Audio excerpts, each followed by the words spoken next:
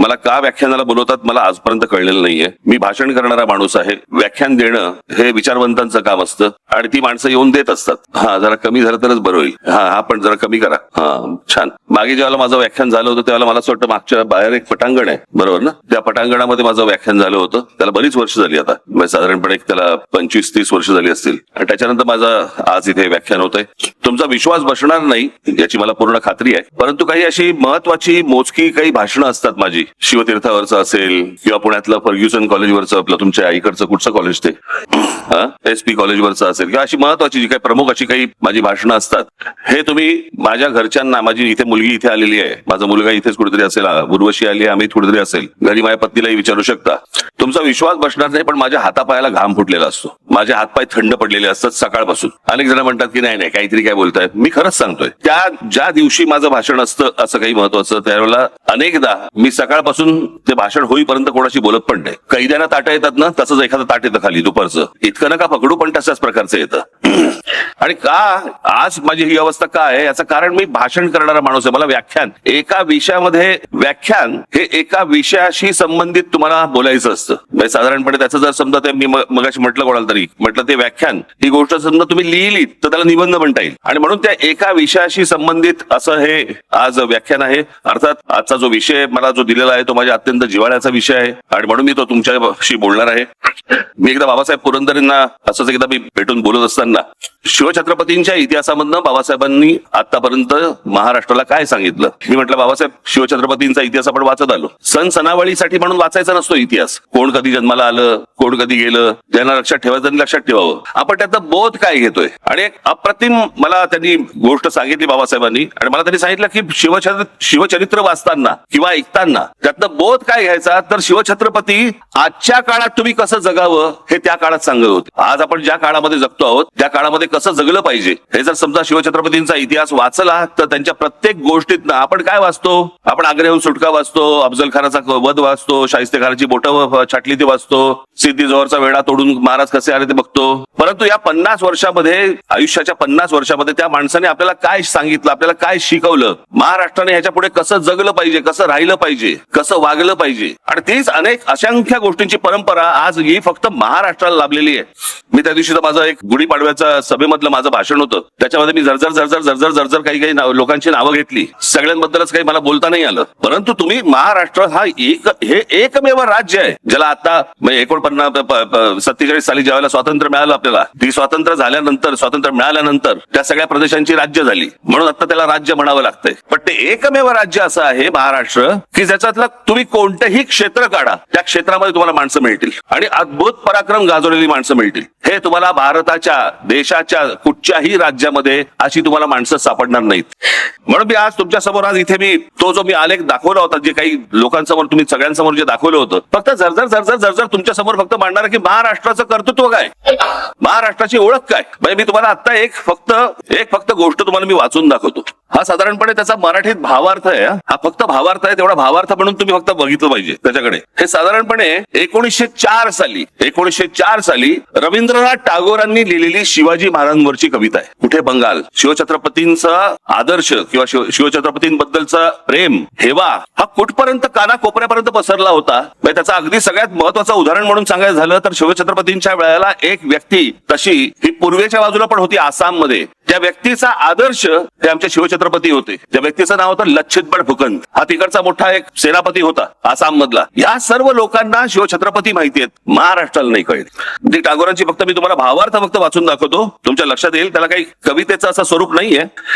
हे शिवाजी महाराज, आज आम्ही तुम्हाला केवळ इतिहासातील राजा म्हणून आठवत नाही, तर एका जागृत शक्तीप्रमाणे पुन्हा आमंत्रित करतो. तुम्ही तलवारीने जिंकलेली भूमी नाही, तर आत्मसन्मान जागवलेल्या जनसमुदाय हीच तुमची खरी परंपरा. तुम्ही लोकांना फक्त राज्य दिलं नाही, तर स्वराज्य म्हणजे काय हे शिकवलं. भीतीच्या सावलीतून बाहेर पडून स्वतःच्या अस्तित्वासाठी उभं राहणं हे काय असतं हे शिकवलं. आजही आम्ही तसंच गुलाम आहोत, भीतीचे, आळशीपणाचे आणि परावलंबित्वाचे. तुम्ही शत्रूंशी लढतात, आम्हाला स्वतःशी लढायला शिकायचं आहे. हे शिवाजी, तुमचा उत्सव फक्त ढोल ताशांमध्ये नको, तो आपल्या विचारात, कृतीत, स्वभावात दिसायला हवा. तुमचं नाव घेणं सोपं आहे, पण तुमच्यासारखं जगणं कठीण आहे. तुम्ही साधेपणात महानता दाखवली, धर्मात सहिष्णुता आणि सत्तेत संयम. आज आम्ही सत्तेला स्वार्थ समजतो आणि धर्माला भेदभाव आणि राष्ट्राला केवळ घोषणा. शिवाजी महाराज, तुमचा खरा उत्सव तेव्हाच होईल जेव्हा प्रत्येक माणूस स्वतःच्या मनातलं राज्य जिंकेल. उठा, जागे व्हा. तुमची तलवार आता लोखंडाची नाही तर विचारांची असावी. तुमचा किल्ला आता डोंगरावर नाही तर लोकांच्या विश्वासात असावा. हे शिवाजी आम्हाला पुन्हा शिकवा. स्वराज्य म्हणजे केवळ सत्ता नाही तर जबाबदारी आहे. हे रवींद्रनाथ टागोरांनी तेव्हा 1904 साली लिहून ठेवलेली गोष्ट आहे, जी आम्हाला अजून समजत नाहीये. आपल्याकडची संत परंपरा महाराष्ट्राची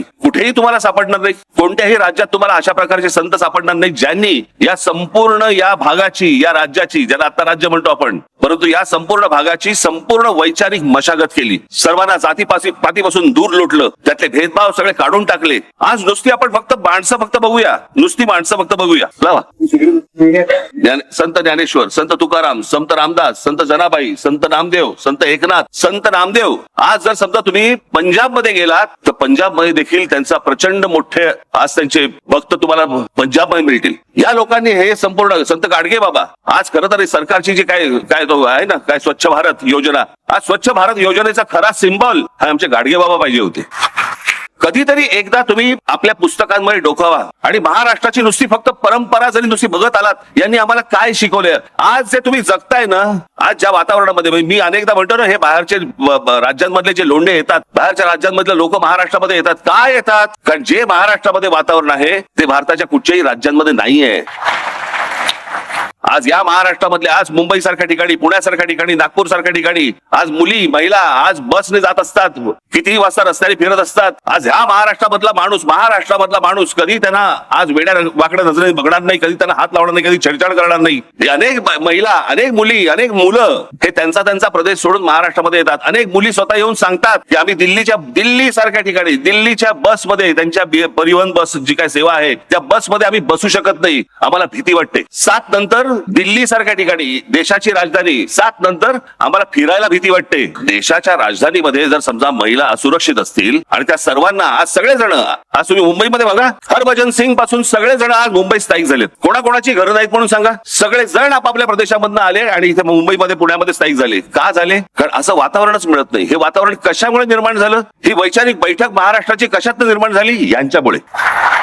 अशी असंख्य माणसं आहेत. म्हणजे आज पुण्यामध्ये, मला अजूनही आठवते लहान असताना मी जेव्हा पुण्यामध्ये येत असे, आजही आहे, काही आज वेगळं नाहीये, परंतु आज अनेक त्यावेळेला पण देखील अनेक महिला, अनेक मुली आज सायकल चालवायच्या, स्कूटर चालवायच्या. हे वातावरण कुठे नव्हतं हो. हा मोकळेपणा आला कुठून? हा मोकळेपणा महाराष्ट्राचा स्थायी भाव होता. महाराष्ट्रामध्ये आज महिला मोकळेपणाने फिरू शकतात, वागू शकतात, बाहेर जाऊ शकतात. या सगळ्या लोकांची जो घडवला ना महाराष्ट्र, याच्यातनं आज आपण हे सगळं बघतो आहोत. आपण दरवेळेला म्हणतो की मोगलांनी आक्रमण केलं, ह्यांनी आक्रमण केलं, त्यांनी आक्रमण केलं, पण या सगळ्या आक्रमणामध्ये बंडखोरीचा विचार हा पहिला जर कोणाच्या मनात आला असेल तर तो एका स्त्रीच्या मनात आला की ह्यांच्या विरुद्ध बंड झालं पाहिजे. माझ्या भूमीवरती माझं राज्य असलं पाहिजे आणि माझ्या भूमीवरचं माझं राज्य, तिथून तो शब्द आला स्वराज्य.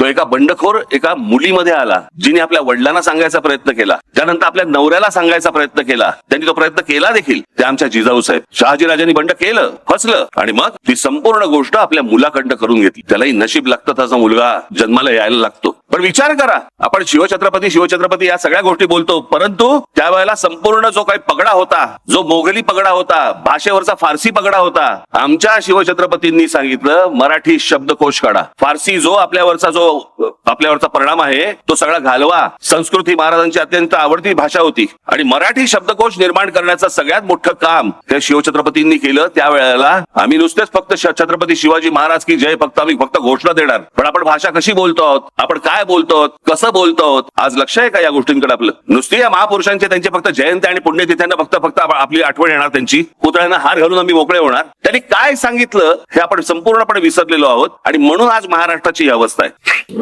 तुम्ही कोणतंही क्षेत्र काढा, म्हणजे आज शिवछत्रपतींच्या नंतर संपूर्ण साम्राज्याचा सगळा कुठपर्यंत पसरवलं? ते पेशव्यांनी पसरवलं, मराठा साम्राज्याने पसरवलं. काय केलं? शिवछत्रपतींचा विचार पसरवला. तो शिवछत्रपतींचा विचार कुठून कुठपर्यंत पसरवला? जवळपास 125 वर्ष या संपूर्ण हिंद प्रांतावरती मराठ्यांचं राज्य होतं. आज ज्याला आपण भारत म्हणतोय ना, या भारतामध्ये अनेक आहेत, बंगाल आहे, पंजाब आहे, तामिळनाडू आहे, गुजरात आहे, अनेक आहेत, परंतु महाराष्ट्र हा एकमेव आहे ज्यांनी संपूर्ण या भूमीवरती राज्य केलं 125 वर्ष, आणि याच्यातनं नंतर फक्त ब्रिटिश आले, पण या देशातला कोणी नाही उभा राहिला. म्हणजे ब्रिटिश आले ते मराठा साम्राज्य बाजूला काढून पुढे आले, तोपर्यंत मराठा साम्राज्य होतं. आम्ही विसरून गेलो आम्ही कोण होतो, आम्ही कोण आहोत, आमची ताकद काय होती, आम्हाला लोक कसे विचारायचे, आम्ही सगळं विसरून गेलेलो आहोत. मी कालच म्हटलं ना, हे रोजचे हे कोणी IPL मध्ये गुंतलेलं आहे, कोणी 2020 मध्ये गेलेलं आहे, अजून कोणीतरी दुसऱ्या कुठच्याही कॉन्सर्ट मध्ये आहे, कोणीतरी OTT वरती पिक्चर बघतोय, कोणीतरी ते इंस्टाग्राम मध्ये ढकलतायत. मूळ गोष्टींकडे आमचं दुर्लक्ष झालं की कोण आहोत आम्ही, आम्हाला हे कोणी शिकवलं, आमची भाषा काय, आमची मराठी भाषा.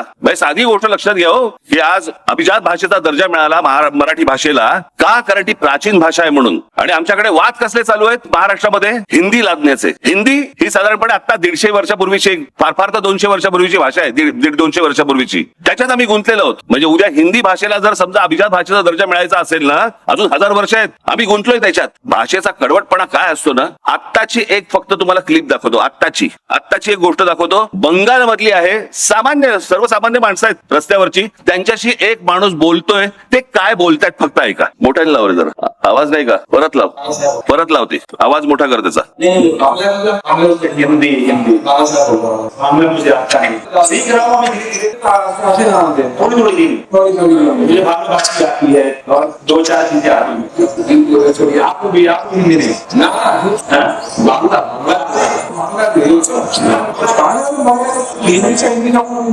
हिंदी आती है, हिंदी लेकिन अभी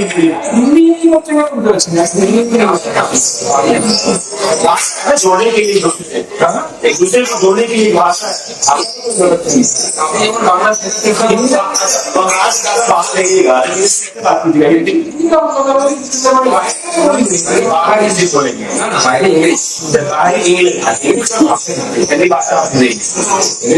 আপনি যেমন বাংলা শিখছেন, আপনি যেমন হিন্দি শিখছেন, पाहिले किती कडवट आहेत. तुम्ही जोपर्यंत कडवट राहणार नाही, तुम्ही जोपर्यंत कडवट होणार नाही, तोपर्यंत ह्या गोष्टी अशाच होत राहणार. या सगळ्या मंडळींनी येऊन जे तुम्हाला सांगितलं आजपर्यंत, जे आम्हाला शिकवलं, सांगितलं. वानखेडे स्टेडियमवरच्या भर मॅच मध्ये ज्या वेळेला आमचा सचिन तेंडुलकर येतो ना, त्यावेळेला पहिलं भाषण तो मराठीत करतो. मला अभिमान वाटतो त्याचा. होय, भारत रत्न आहे, पण आपली भाषा नाही विसरला, आपलं राज्य नाही विसरलं, आपली माणसं नाही विसरला, आपली जागा नाही विसरला. आणि आमचे लोक, इतरचे लोक येतात, त्यांच्याशी भांडताना पण हिंदीत भांडतात. बरं, तुला येत पण नाही हिंदी, मग त्याशी कोणतरी असं बोलताना कायकू हा शब्द कुठून आला मला कळलं नाही. हा कुठच्याही भाषेत नाहीये शब्द. ऐसा कायकू करताय, कायकू कुठून आला हा शब्द. बरं बोल, माझा भाषा कुठचीच वाईट नसते.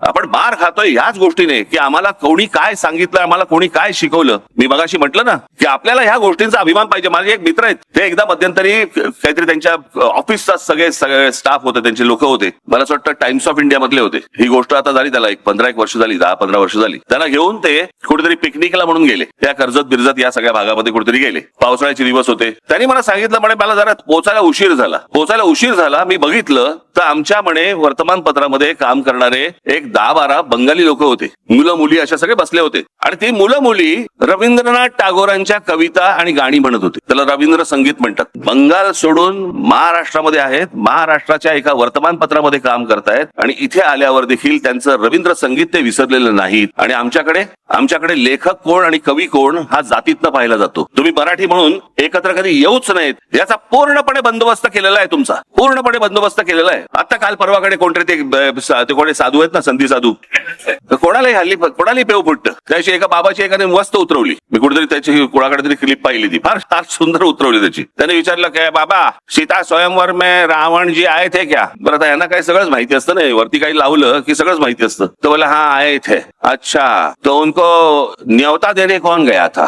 ते बोले नहीं, वो राम जी के कोई थे, उनके साथ वाले जो थे उनको न्योता देने गए थे. अच्छा, तो न्योता पहुंच गया वहां पे. तो बोले हाँ, इसीलिए तो आ गए. अच्छा, तो राम जी उसी रास्ते से क्यों नहीं गए, वो सेतू क्यों बांधा. बोलती बंद त्याची समोरच्याची. याचा कारण अभ्यास नाही, माहिती काहीच नाही. बस बसायचं. साधी भोळी माणसं तर आहेतच या देशात. ही सगळी माणसं इथे येणार आणि कसा वाद पेटवायचा फक्त बघा. वाद फक्त पेटवायची. काय, मी तुम्हाला एक गोष्ट तुम्हाला सांगतो की कोणतीही सद्य परिस्थिती ही तुम्हाला राजकारण सोडून बोलता येत नाही. आज हा कोणावरती तरी बाबा राजकारणाच्या वरती बोलणार आहे वगैरे अशातला असेल ते येतच त्याच्यामध्ये. परंतु हे सगळं वाटोळं जे झालेलं आहे या सगळ्या वाटोळ्याला कारणीभूत फक्त महाराष्ट्रातले राजकारणी आहेत, दुसरं कोणी नाही. नाही तर हिंमतच नाही होणार हो. आज जो महाराष्ट्रामधला जो प्रश्न आज तो काय तो रिक्षा भिक्षांचा काय मराठी बोललं पाहिजे वगैरेचा जो विषय आलाय, हिंमत कशी होते मला जरा सांगा. नाही मराठी बोलणार, तुमच्या राज्यात येऊन तुम्हाला ते सांगतायत की नाही मराठी बोलणार आम्ही, आणि त्याच्यावरती आमचे मंत्री त्यांना सांगतायत बरं बरं ठीक आहे 4 महिने अजून घ्या मराठी शिका. हिंमत नाही तुमची, लायसन्सच रद्द करा.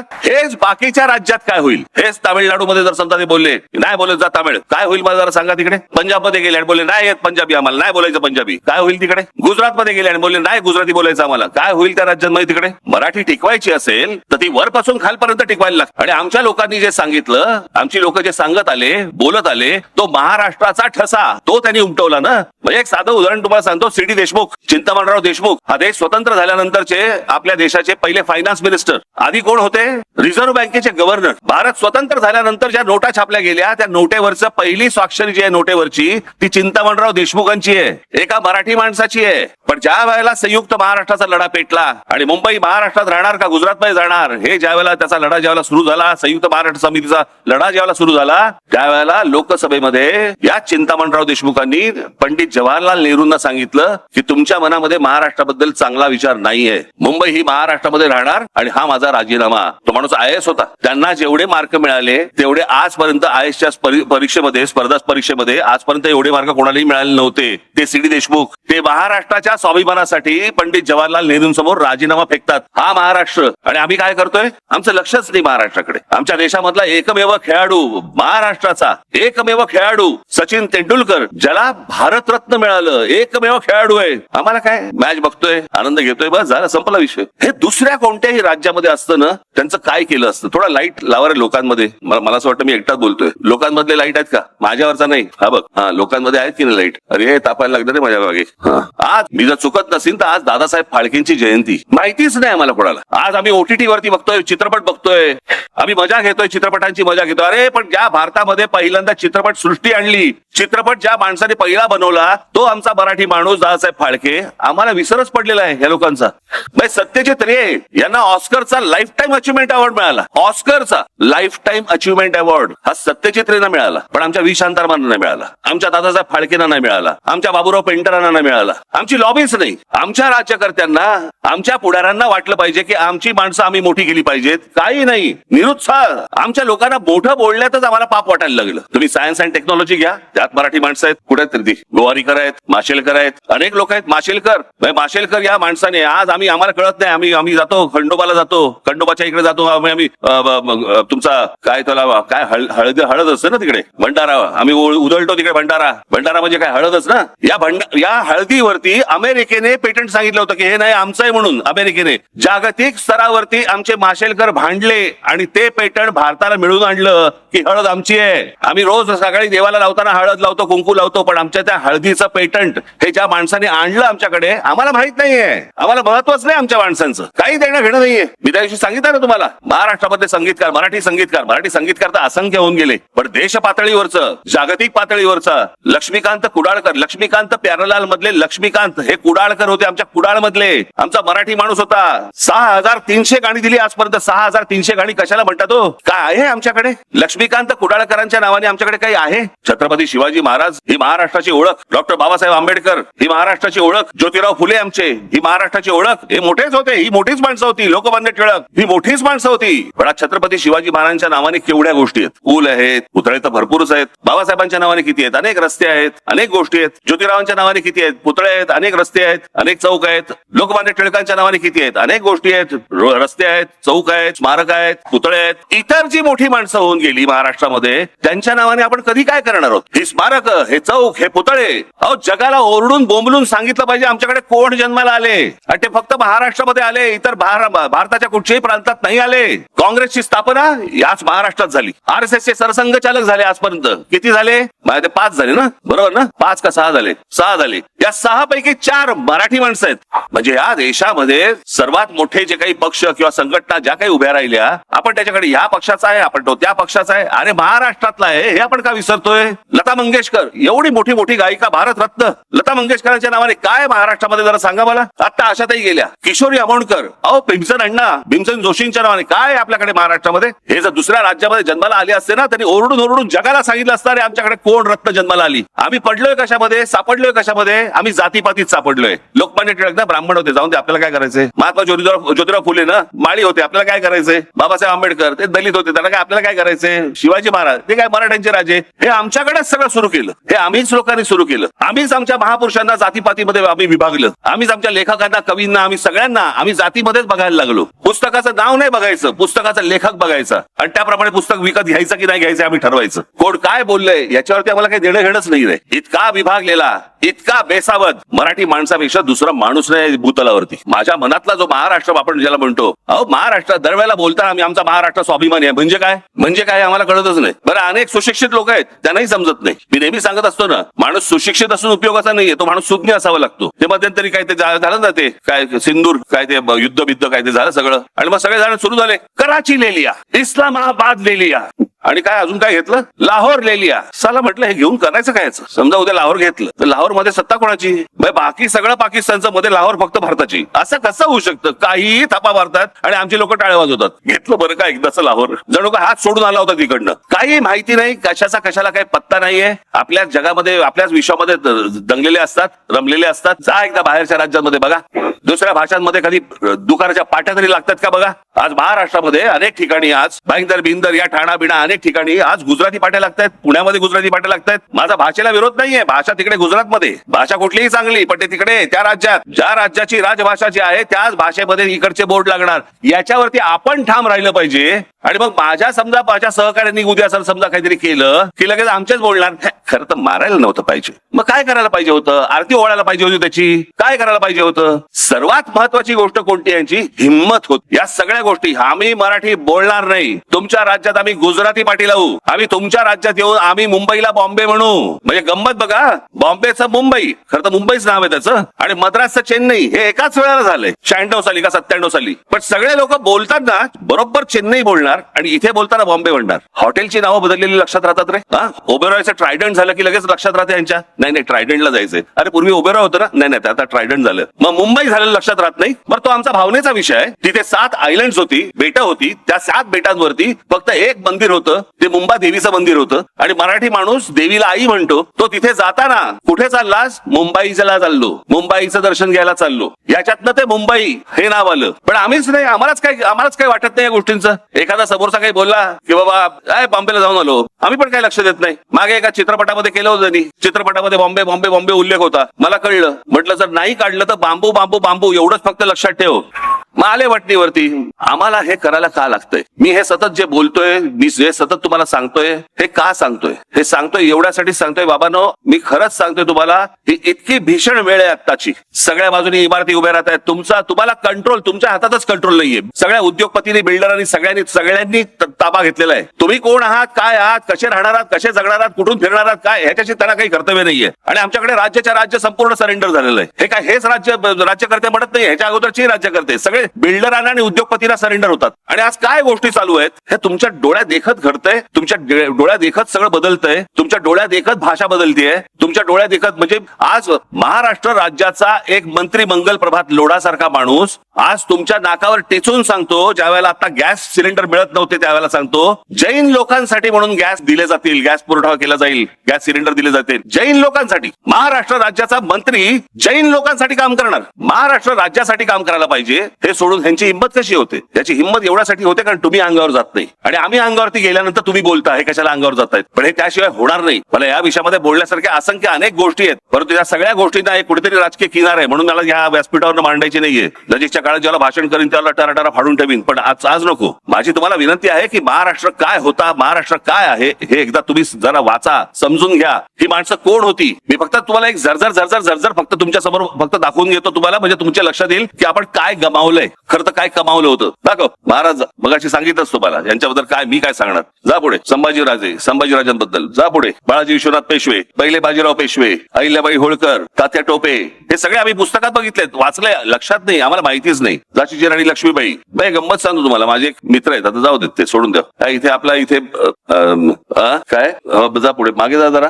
लक्ष्मीबाईंचा पुतळा, हा इथे पुतळा आहे नाही का बालगंधर्वच्या इकडे. मी गाडी चालवत होतो, माझ्या बाजूला बसले होते, तर मी म्हटलं असं बघितलं, म्हटलं काय लक्ष्मीबाईंचा पुतळा केलाय, सुंदर केलाय ना. हो छान केला. झाशीच्या राणींसारखा पण दिसतो ना. मी बोललोच नाही पुढे. मी पुढचा प्रवास मी सहज नुसतं न बोलताच आलो. मी म्हटलं जाऊ दे मरू द्यायला, काय समजून सांगणार. हे आमचं ज्ञान चाकवा. एक मिनिट मागे जा. हे भाऊ लक्ष्मण अजिंक्य हे आपल्याला माहिती नसतील, परंतु मुंबईतला भाऊचा धक्का यांनी बांधला. जिथे कोकणामध्ये येणाऱ्या सगळ्या बोटीच्या यायच्या त्यांच्यासाठी जो धक्का बांधला गेला, हे जे सांगतात ना मराठी माणसाचं कॉन्ट्रीब्युशन काय. पुढे जा. नाना जगन्नाथ शंकर शेठ. मी फक्त तुमचं त्यांचं वक्तव्य वाचून दाखवतो मला. जगन्नाथ शंकर शेठ शिक्षण, वाहतूक आणि संस्था उभ्या करत त्यांनी मुंबईला केवळ व्यापार केंद्र न ठेवता विचारांचं महानगर बनवलं. यांचं सगळ्यात मोठे कॉन्ट्रीब्युशन ब्रिटिशांच्या बरोबरीने, म्हणजे माणसं आमची शिकली पाहिजेत, ब्रिटिशांचा काळ होता, त्यांना बरोबर घेऊन पण भारतासाठी आपल्या माणसांसाठी त्यांनी शाळा कॉलेज उभी केली. कोणती? एल्फिन्स्टन कॉलेज यांच्यामुळे, विल्सन कॉलेज यांच्यामुळे, सर जे स्कूल ऑफ आर्ट यांच्यामुळे, ग्रँड मेडिकल यांच्यामुळे. हे या माणसामुळे झालेलं आहे. आम्हाला काही त्याचं पडलेलं नाहीये. कोण नाना शंकर शेठ, कोण आहे ती माणसं, काही देणं घेणं नाही आम्हाला. जा पुढे. सीताराम खंडेराव वैद्य तुम्ही ऐकाल ना, हे आर्किटेक्ट होते. म्हणजे मी तुम्हाला सांगतो, मी जिथे राहतो बरोबर त्याच्या मागच्या बाजूला यांचे मला असं वाटतं नातू राहत होते.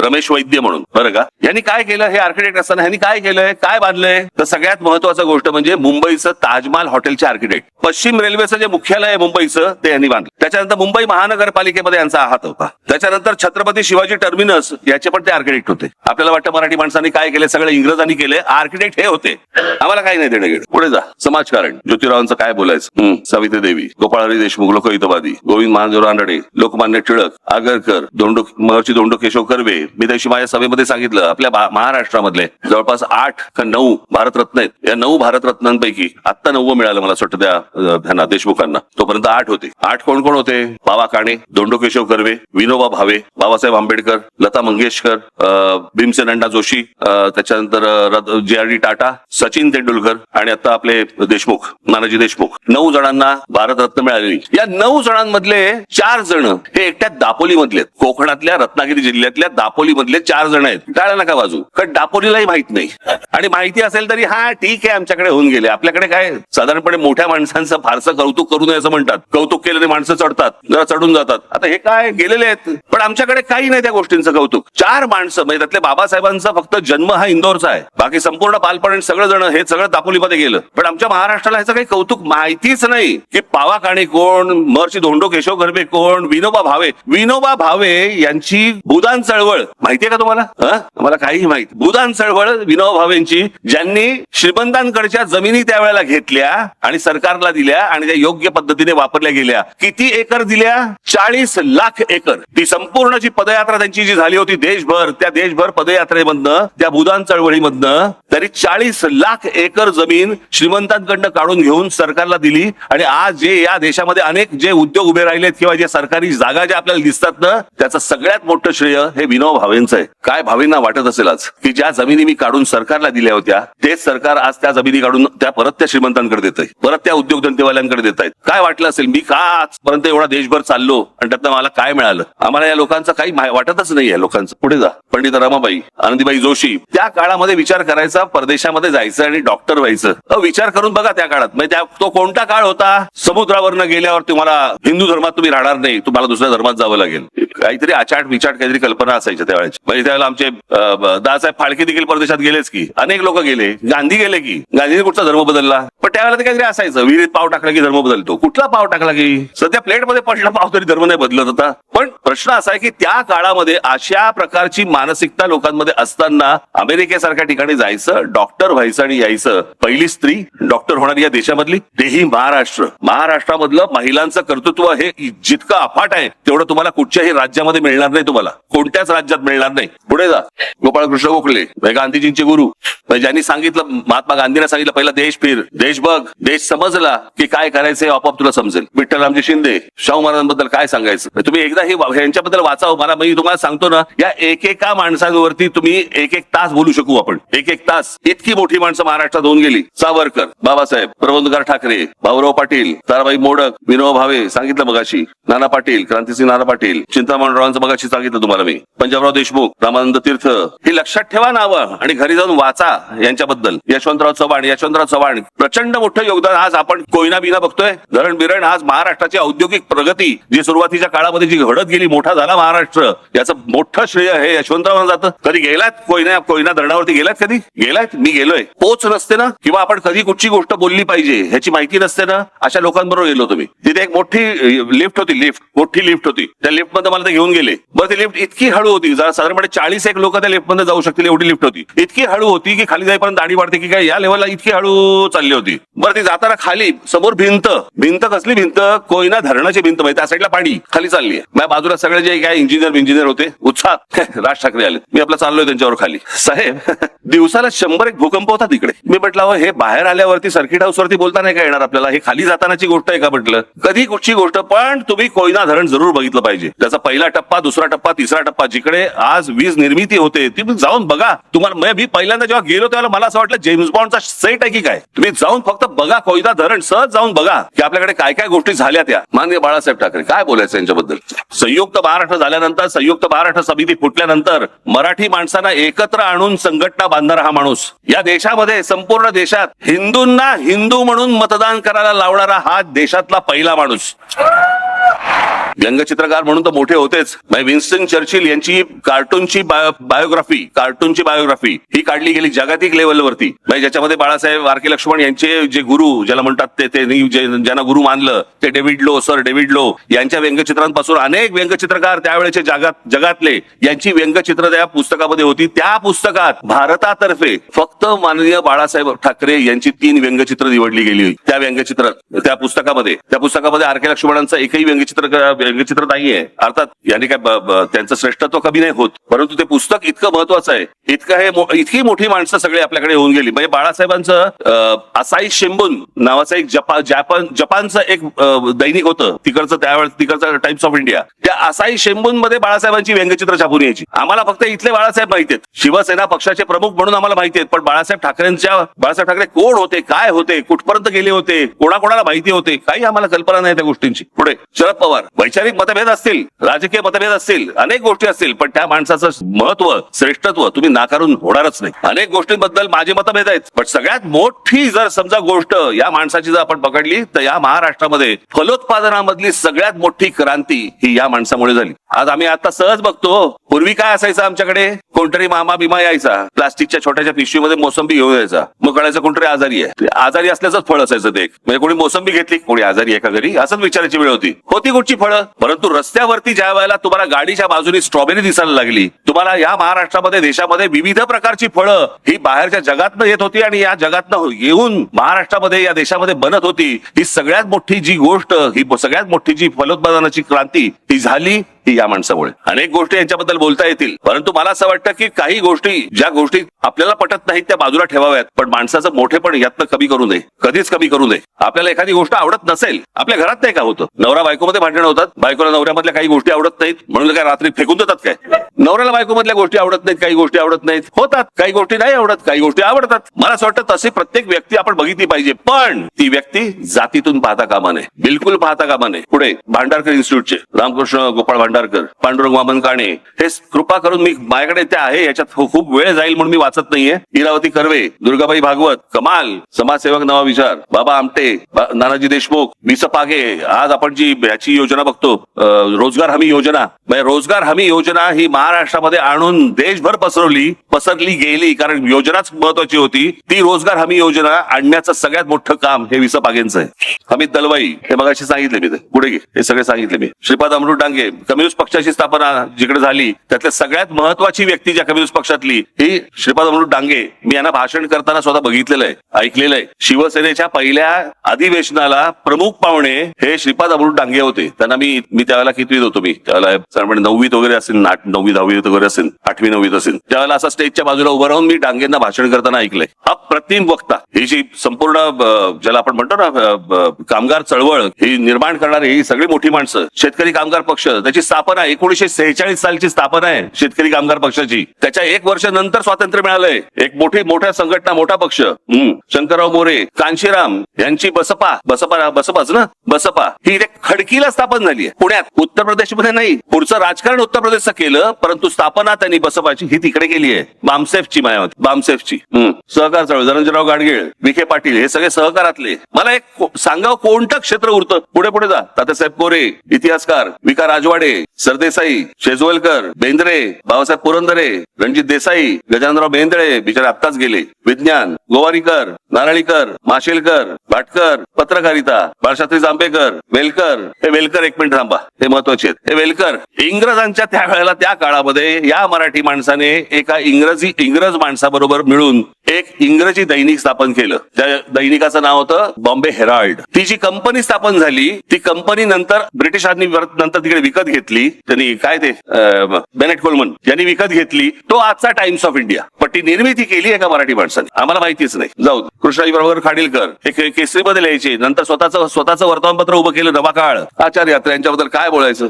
पांडुरंग सदाशिव खानखोजेंबद्दल मी तुम्हाला वाचून दाखवतो मुद्दामून, म्हणजे आपल्याला कळेल आपण कुठे पोहोचलोय ते. एक उत्तुंग कृषी शास्त्रज्ञ, मेक्सिकोमध्ये वनस्पती शास्त्राचे व पीक निर्मिती शास्त्राचे प्राध्यापक म्हणून काम केले. मेक्सिकन सरकारने खानखोजे यांना कृषी संचालक म्हणून नेमले आणि मेक्सिकोच्या हरित क्रांतीचे त्यांना जनक मानले जातात. आणि त्यांचा तिकडे मेक्सिकोमध्ये फोटो आहे. हे महाराष्ट्राचे आमचे, आम्हाला माहित नाही. पुढे मी मुद्दाहून त्यांच्यासाठी लिहून आणलं. माधवराव गाडगीळ, माधवराव चितळे, पाण्यावरचं प्रचंड मोठं काम. चित्रपट, दासाहेब फाळके आम्ही विसरलो. बाबूराव पेंटर आम्हाला माहित नाहीत. व्ही शांताराम कोण होते माहित नाही. मीनाक्षी शिरोडकर माहितीये का? कोण माहितीये तुम्हाला? कोण आहेत त्या मीनाक्षी शिरोडकर? त्यांची पुतळी कोण नात कोण?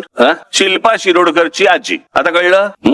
मी मगाशी म्हटलं ना तुम्हाला की महाराष्ट्रामधल्या स्त्रिया या क्रांतिकारक स्त्रिया आहेत. या क्रांतिकारक स्त्रियांमध्ये यांचं नाव खूप महत्वाचं आहे. या तर होत्याच, म्हणजे मोठ्या हिरोईन तर होत्याच, परंतु मी जर चुकत नसीन तर मला असं वाटतं त्यावेळेला आचार्य यात्रेंच्या ब्रह्मचारी या नावाच्या चित्रपटामध्ये या पहिल्या भारतीय स्त्री आहेत ज्यांनी स्विमसूट घातला होता. स्विमसूट, स्विमिंग करण्याचा जो ड्रेस असतो ना तो घालणारी कॅमेरा समोरची पहिली स्त्री. हे फक्त महाराष्ट्रात घडू शकतं. आणि महाराष्ट्रामध्ये शिव शिव शिव शिव असं करणारे नव्हते लोक. आपल्याकडे आता सगळं सुरू झालंय. तिकडे नको बघू, तिकडे नको बघू, मी बघतो. तू नको बघू. अरे तू नको बघू, तू का बघतो मग? पुढे शोभना समर्थ ह्या तर हिरोईन होत्याच, पण यांची सगळ्यात मोठी देण मराठी मधली त्या म्हणजे त्यांच्या दोन्ही मुली, एक तनुजा आणि एक नूतन. या 2 मोठ्या हिरोईन या त्यांच्या मुली. पुढे जा. हे यांच्याबद्दल काय बोलावं. महाराष्ट्राचा सुपरस्टार, पण आमच्याकडेच नाकं बुरडणारी जास्त. आता वाटेल ते बघतील त्या इंस्टाग्राम वरती, पण दादा कोंडके म्हटल्यानंतर नाही फार अश्लील बोलायची. अश्लील सध्या जे काय OTT प्लॅटफॉर्म वरती जे सुरू आहे सगळ्या चित्रपटांमध्ये आणि मालिकांमध्ये ते काय आहे. परंतु संपूर्ण हिंदी चित्रपट सृष्टीला देखील भुरळ घालणारा माणूस हा एकमेव माणूस होता. मी स्वतः बघितलेला आहे. मी तुम्हाला सांगतो, आमच्या बांद्र्याच्या कला मंदिरमध्ये एकदा मी त्यांचा चित्रपट पाहायला गेलो होतो. आणि पुढे तो बॉक्स होता. बॉक्स मध्ये आम्ही 4 जण होतो. बॉक्स काहीतरी 20चा बॉक्स होता. आम्ही 4 जण होतो. पुढचे 16 जण हे सगळे गुजराती होते आणि करून हसत होते. दादा कोंडकेंच्या चित्रपटाला आले होते. त्यांना समजतंय, ते येत आहेत, ते पाहतायत. आमच्या लोकांचं त्यांना फार महत्व, आम्ही विसरून गेलो. पुढे दादा कोंडकेंच्या नावाने काय आहे महाराष्ट्रामध्ये? एक तरी वास्तू आहे, एक तरी रस्ता आहे, एक तरी चौक आहे. काय नाही आमच्याकडे. निळू भाऊंच्या नावाने काय आहे? एक कुठेतरी एका रेस्टॉरंट मध्ये मी बघितलं, एक आमच्या जवळचे आहेत त्यांच्याकडे विचारांकडे ते निळू भाऊ एका झोपाळ्यावरती बसले, त्यांच्या रेस्टॉरंट मध्ये त्यांनी ठेवले. ते पुसतात त्यांना, पण निळू भाऊंच्या नावाने काय? काही नाही आमच्याकडे. नूतन पुढे जा. आशुतोष गोवारीकर पहिला मराठी माणूस ज्याचा चित्रपट ऑस्कर नॉमिनेशन त्याला मिळालं. Oscar nomination. एक दिग्दर्शक, मराठी दिग्दर्शक. आम्ही विसरून गेलो. पुढे संगीतकार श्रीरामचंद्र, केवढा मोठा संगीतकार होऊन गेला. आमच्याकडे शिवाजी पार्कला एक कोपरा आहे, कोपरा श्रीरामचंद्र चौक. आमच्याकडे मुंबईला मोहम्मद रफींच्या नावाने चौक आहे. मोहम्मद रफींच्या गाणी आजही सगळेजण ऐकतात. त्यांचे जगामध्ये इतके मोठे त्यांचे ऐकणारी लोक त्यांचे आहेत, फॉलोअर्स आहेत. आम्हाला काही त्याचं नाही. आम्ही आमच्या फक्त तिकडे बांधून ठेवलं एक चौक, मोहम्मद रफी चौक. पुढे कुडाळकरांचं सांगितलं मगाशी, हे सगळे संगीत मैफिल आपल्याकडची, एवढे सगळे संगीतकार आपल्याकडे होऊन गेले, आज काय आमच्याकडे, आज काही नाही. एक आपले अजय अतुल आहेत, बाकीचे थोडे थोडे एखाद्या चित्रपटामध्ये वगैरे इकडे तिकडे येतात, पण ते जातात. हे म्हणजे सतत सातत्याने नवनवीन अख्खं म्हणजे तेवढा मैफिलच असायची हो वेगवेगळ्या गाण्यांची. म्हणजे जवळपास 60, 70, 80 हा सगळा सगळे 2 दशकं यांची सगळी गाणी ऐकत आलो आपण. पुढे भीमसेन अण्णा, काही आहे का आमच्याकडे, काही नाही. कुमार गंधर्व, काही आहे का आमच्याकडे महाराष्ट्रामध्ये, यांचं काही आहे का स्मृती, नाही, काही नाही. दीदींच्या नावाने काय आहे का, काही नाही. किशोरीताईंच्या नावाने काय आहे का, काही नाही. कोणाच्याच नावाने काही नाही हो. आशाताईंच्या नावाने काही नाही. जितेंद्र अभिषेकींच्या नावाने काही नाही. चित्रकार धुरंधर, पी.ए. धोंड, आचरेकर, सातवळेकर, एस.एम. पंडित, दीनानाथ दलाल, काही नाही. मी एकदा राष्ट्रपती भवनात गेलो होतो, मोठमोठी त्यांच्याकडे तिकडे पेंटिंग्स आहेत राष्ट्रपती भवनामध्ये, राष्ट्रपतींची काढलेली, जुन्या राष्ट्रपतींची. मी कलामांना भेटायला गेलो होतो, मी असं सहज पाहिली तिकडे, म्हटलं आता येताना बघू. मोठमोठी पेंटिंग्स आहेत. मी गेलो, कलामांना भेटलो, भेटून बाहेर आलो, म्हटलं आता शांतपणे बघू. एक एक पेंटिंग बघताना जेव्हा खाली बघायचो, त्यातली जवळपास 70% पेंटिंग्स ही आमच्या मराठी लोकांची होती, मराठी चित्रकारांची होती. आम्हाला काही नाही. पुढे गायतोंडे यांचं पेंटिंग आता 2-3 वर्षापूर्वी झालं असेल, 40 कोटी रुपयाला गेलं. बाबूराव सडवेलकर, रवी परांजपे इथे आमच्याकडे पुण्यामध्ये प्रचंड मोठा माणूस, प्रचंड मोठा चित्रकार. सदाशिवराव साठे, आम्हाला माहितीच नाही साठे कोण. गेटवे ऑफ इंडियावरती अनेक पुतळे आहेत असे, पण गेटवे ऑफ इंडियावरती जो महाराजांचा जो पुतळा आहे, अश्वारूढ पुतळा, तो साठेंनी उभा केलाय. हे त्याचे शिल्पकार. पुढे जा, राम सुतार, आता गंमत सांगतो, राम सुतार प्रचंड मोठा शिल्पकार. किती मोठा, यांनी बनवलेल्या वल्लभभाई पटेलांच्या पुतळ्यावरती तो पुतळा चीनमध्ये गेला. चीनमध्ये तो प्रचंड मोठा पुतळा त्या पुतळ्यावरनं बनवला, आणि जो आता गुजरातमध्ये वल्लभभाई पटेलांचा पुतळा जो आहे ना, तो मूळ पुतळा राम सुतारांचा. आम्हाला माहित नाही, आम्ही जातोय तिकडे पुतळे बघतोय, वा वा छान, चला. उद्योग, शंतराव किर्लोस्कर, पुणा, गरवारे इथेच, दाजी काका गाडगीळ, चितळे, एस.एच. केळकर. एस.एच. केळकर म्हणजे जगभरामधली अनेक जी परफ्युम्स येतात तुम्हाला आज आपण वापरतो, याचा जो अर्क जातो ना अनेक ठिकाणचा, तो एस.एच. केळकरांकडनं जातो. मोठमोठ्या परफ्युम्सचा, मोठमोठ्या ते काय ज्या असतात त्या सुगंधी गोष्टी. वजे पण बीजी शिर्के आमच्या इथलेच. हे सिपोरेक्स ज्या इमारती ज्या उभ्या राहत आहेत त्याच्या ज्या विटा आहेत सिपोरेक्सच्या, हे आमचे शिर्के. हे केशव हे पेंढारकर. पेंढारकर म्हणजे कोण आमचे, आम्ही तो फक्त आमचा रामदेव बाबा बघतो, अप्पर डिप्पर मारलेला. ते ट्रकवाले येतात ना अप्पर डिप्पर मारतात, एक अप्पर एक डिप्पर चालू असतं त्याचं. हे विको वज्रदंतीचे मालक, जे आजपर्यंत आम्ही ऐकत आलो, वज्रदंती विको वज्रदंती, हे विको वज्रदंतीचे मालक. पुढे वासुदेव कोलटकर. कसले, मी मध्यंतरी एक माहितीये मुलाखत दिली होती, त्याच्यामध्ये मी सांगितलं होतं आमची ठाण्याची मिसळ मामलेदारची इतकी तिखट असते, ती इतकी तिखट असते की जेव्हा तुम्ही पैसे भरायला जाता त्याला एक माणूस पॅन्ट खाली करून कैलास जेवण लावून देतो. ते कैलास जेवण बनवणारे हे कोलटकर. पुढे जयंत साळगावकर. कॅलेंडर हे घराघरामध्ये वेगवेगळ्या भाषांमध्ये आणणं हे जयंतरावांनी केलं. केसरी पाटील, मराठी माणसाला जग दाखवलं. ही ती माणसं, केसरी टूर्स अँड ट्रॅव्हल्स, आणि हे राजा पाटील, राजा राणी ट्रॅव्हल्स, दोघे भाऊ, सख्खे भाऊ. सुभाष दांडेकर. आज पण पूर्वीपासून आजपर्यंत तुम्ही शाळेमधली मुलं कोणता कंपास बॉक्स वापरतात, कॅमलिनचा वापरतात. ते कॅमलिनचे जे मालक आहेत ते सुभाष दांडेकर. जे आजपर्यंत सगळे चित्रकार जे रंग वापरत आले ते कॅमलिनचे रंग वापरत आले. जे आजपर्यंत सगळ्यांचे ब्रश आणि पेन्सिल वापरत आले ते दांडेकर, हे सुभाष दांडेकर. हे कॅमलिनचे वापरत आले, हे आमचे सुभाष दांडेकर. आम्हाला नाही माहित त्यांच्या नावाने काही आहे का महाराष्ट्रामध्ये, काही नाही. पुढे बाबा कल्याणी इथलेच. राजीव सामंत यांनी वाईन व्यवसायामध्ये, वाईनच्या व्यवसायामध्ये इतकी मोठी भरारी केली जगामध्ये. त्यांचे सुलाच ना, सुला वाईन्स. अनेक लोक आज वाईन क्षेत्रामध्ये, वाईनरीज मध्ये आहेत, अनेक जण आहेत, परंतु वाईन हे मोठं केलं सगळं प्रकरण हे राजीव सामंत यांनी. पुढे आनंद देशपांडे, विठ्ठल कामत, रवी पंडित, बराबर पुढे झाले. विष्णुदास भावे, राम गणेश गडकरी, बाल गंधर्व, केशवराव भोसले, वसंत कानेटकर, तेंडुलकरांची एक गोष्ट तुम्हाला सांगतो. शेवट जाता आता फक्त एक तुम्हाला गोष्ट सांगतो, बाकी राहू देत सगळे. मला जावेद अख्तरांनी सांगितलेली गोष्ट सांगतो तुम्हाला. मला जावेद अख्तरांनी मला सांगितलं की म्हणे आम्ही उत्तर प्रदेश मधले, खरं तर मध्य प्रदेश, उत्तर प्रदेशचे, म्हणे आमच्याकडे आम्ही सगळेजण नाटक बिटक, आमच्याकडचं साहित्य, काव्य बिव्य, शेर, आम्ही सगळे त्याच्यामध्ये मशगूल. म्हणे काय आमच्याकडचं साहित्य आणि काय आमच्याकडच्या गोष्टी आणि काय याच्यामध्येच आम्ही होतो. त्या तारुण्यामध्ये मी ते सगळं घेऊन की आम्ही कोण आहोत, आम्ही कोणतरी आहोत असं घेऊन म्हणे आम्ही महाराष्ट्रामध्ये आलो. महाराष्ट्रात आल्यानंतर काही दिवसांनी म्हणे माझ्या इथे ओळखी झाल्या, काही मित्र मला भेटले, काही त्यातले मित्र माझे मराठी होते म्हणे.